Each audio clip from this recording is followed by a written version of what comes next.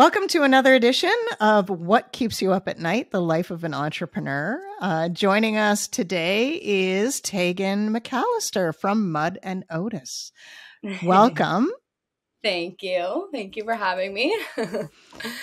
First of all, tell us about Mud and Otis. What is it and what do you do?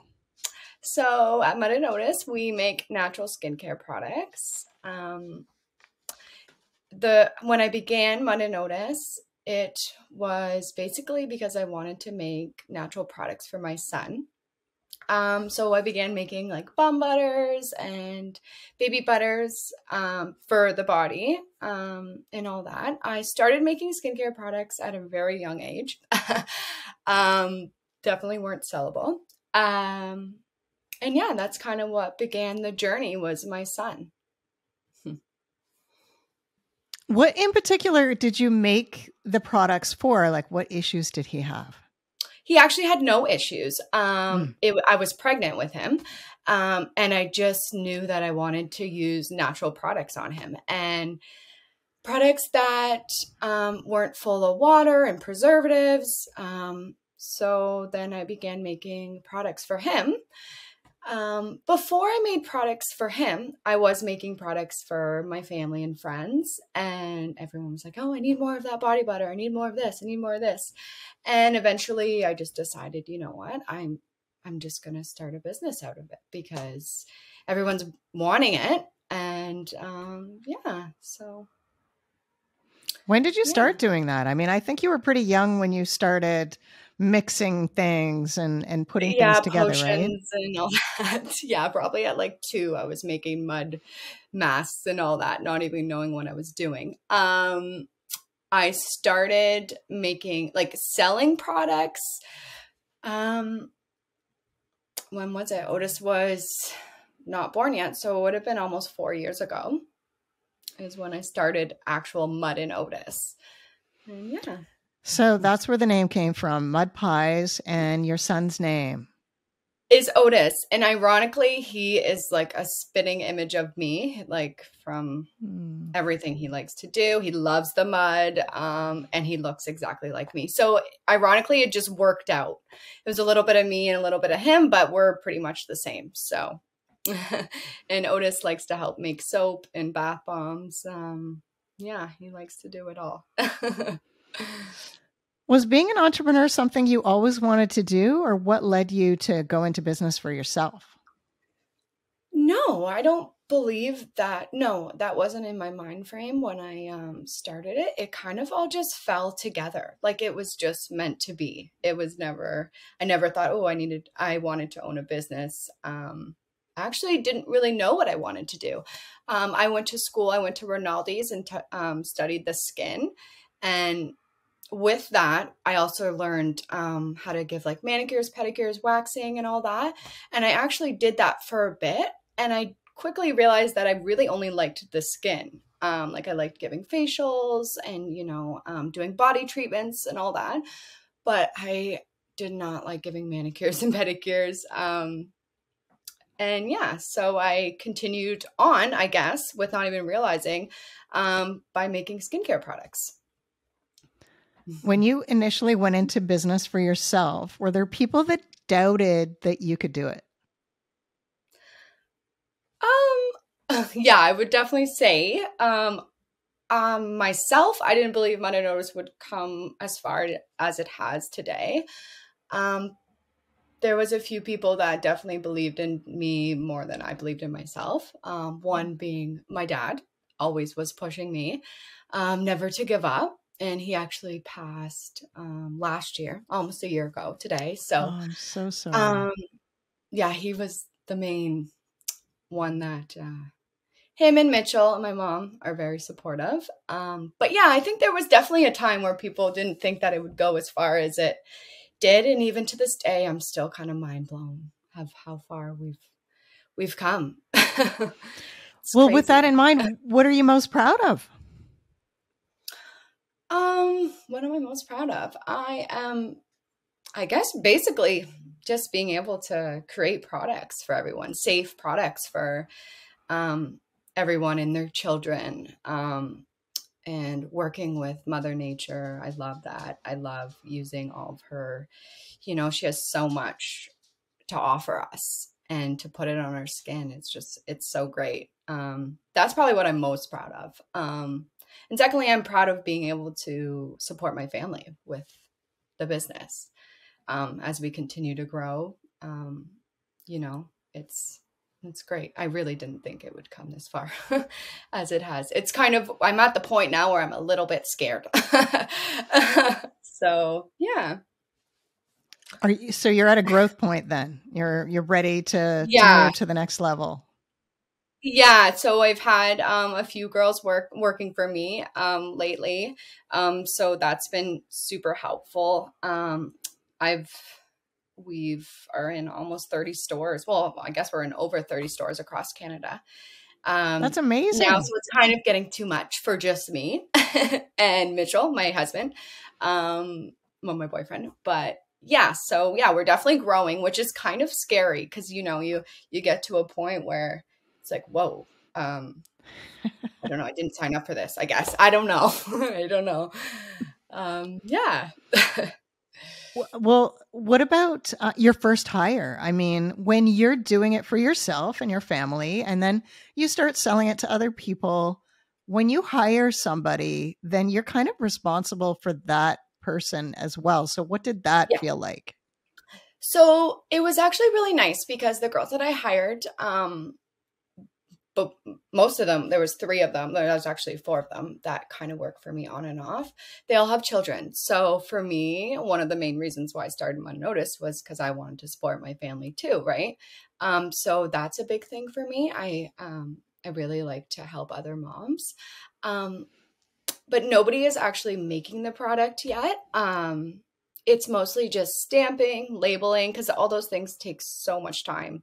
I could have a girl here for 6 hours and she's not finished stamping and labeling soap.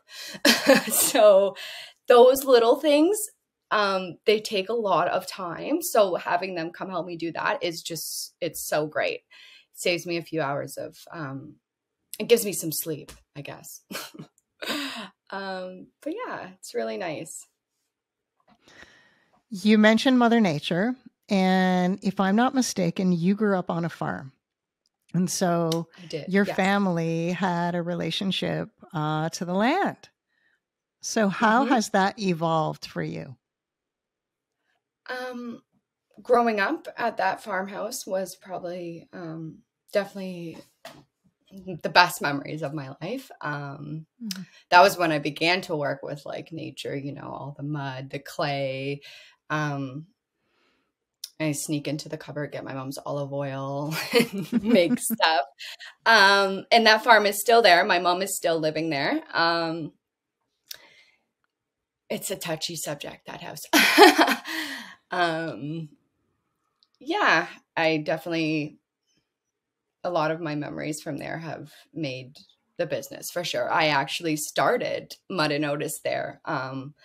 Before Otis was born, we lived there. And then when he was born, we still lived there. So when I say that I started making skincare and products from my parents' kitchen, their small little corner, because it's not a very big farmhouse, that's exactly what happened. That's amazing. Yeah. And there's been a lot of great times, a lot of hard times. When I first started making soap, I did take a soap course. And when you're making traditional cold process soap like I do, you are making it from scratch. So you are dealing with lye, which is caustic and explosive. So I had a little bit of an explosion one time on my parents' deck. One of the first times I made soap, and my dad came out and it's like, it was like 2 a.m. too. It was really late. And he was all he said was, I think you might be doing that wrong. Like, didn't say like, oh my God, like you need to stop. You're going to blow up the house. Like all he said was, I think you might be doing that wrong. I ruined his grandfather's table. So yeah, there's a lot of funny memories in that house. Mud and Otis did a lot of growing there. That's for sure. So yeah. And now we're here, and the studio is actually in our house. And I have taken up 2 big, large rooms upstairs. So we are we're going to outgrow this space for sure. So thankfully we have a 4-bedroom house because 2 bedrooms are from Mud and Otis. Have you had any particular challenges as a woman entrepreneur? I don't think so. Not that I've noticed. Nothing that's come across me that, no.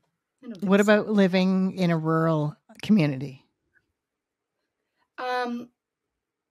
That has its challenges because shipping is more expensive. Shipping costs are just outrageous. And, to drop off orders, like, just costs more. So when you order your ingredients and all that, shipping's more. But that's about it, I guess. Yeah. What do you wish someone would have told you before you went into business for yourself? To get as much sleep as you can before you do it.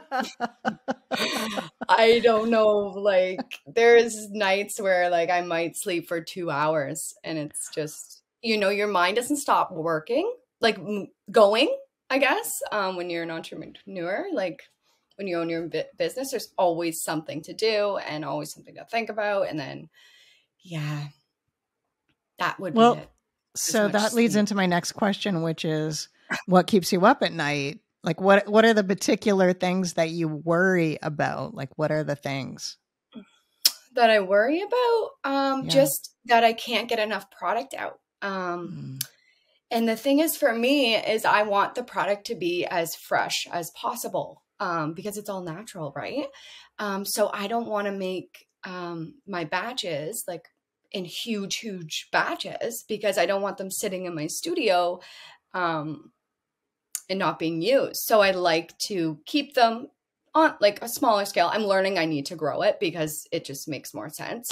But that definitely keeps me up at night because it's more work when you're making it smaller batches, I guess. I don't know. Lots of things keep me up at night. I'm working. That's what keeps me up. And then sometimes my children wake up. They need me too. So yeah. Well, so what's the next stage? I mean, what are you going to be doing next? There is a few ideas that we've kind of thought about. First off, we need a bigger studio, obviously. And for me, I would love to have that at my house. So we're trying to work something out, either build a shop. I had this great idea of transforming my storage, like my big container, have like a 40-foot container into like a cute shop/workshop. Those are some ideas that are kind of happening. The main thing is we need bigger space. We need to, if we want to expand more and go into more shops, we just need more space, I guess. And comes with that is more cost, which is also scary because you're on a whole different level, right? You're busier, maybe you're making more money, but at the same time you're not, because you got to get more equipment and, a space. And yeah, so that's where I'm at. Who's been your biggest cheerleader? Definitely Mitchell, my boyfriend, Otis, and my father for sure, have been with me and my family, cheering me on, and just giving me a shoulder to cry on when it's like all too much. And Mitchell helps me with pretty much everything. Like if he needs to make soap, he can make soap. He knows how to do everything. He's really good at all the costs. He does so much for me. And my dad was always the one that just, sometimes I would be like, okay, I don't think I can do any more shops. Like this is too much. And he would be like, no, you can. He always cheered me on that way. So every time I get a new shop, I always think about him and yeah. So what shop aren't you in that you want to be in? I mean, what's your biggest dream? Where do you want to have your products? Honestly, there's not a specific store. I just like little shops, like unique shops. I don't want to be in a Walmart or anything. That's not where I want to be. That's not where I want my brand. Just like small town shops, all across Canada. That's what I want to do. And we're in Vancouver Island to Vancouver to out east, Nova Scotia, lots of stores in Toronto. So yeah, that's where I want to keep it too. I think I don't want to make it too big because I want to keep the feel that it's at. Yeah, I don't have a particular store that I would love to be in. One maybe would be Details in Alliston, but that's gone. So, so I always loved that store. Pardon? How did you get in those stores? I'm trying to think. My first ever store that I got into, I had approached her.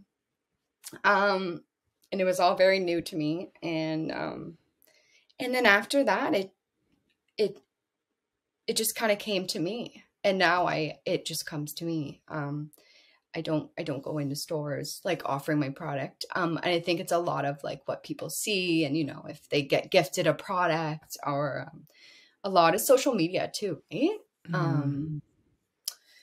So yeah, there was a point where I had to deny some shops just because I couldn't keep up. But now that I have a few girls working for me and the boys are in daycare, thank goodness for Stephanie, I can accept new stores and keep growing.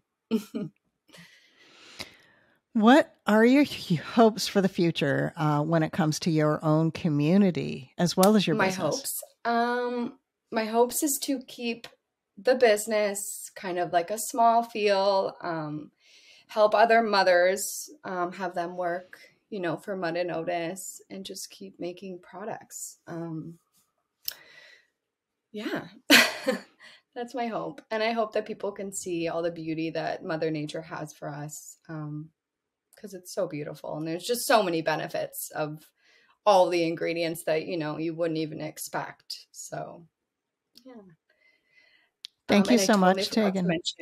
Oh, go ahead. No, go ahead. I forgot to mention my brother and my mom. They're definitely big supporters too. I feel bad I didn't mention them. We'll make sure that they get in there. Yeah. Okay. No, thank you so much for your time today and for all that you do. I mean, you've accomplished so much in such a short time. Congratulations. Thank you for having me.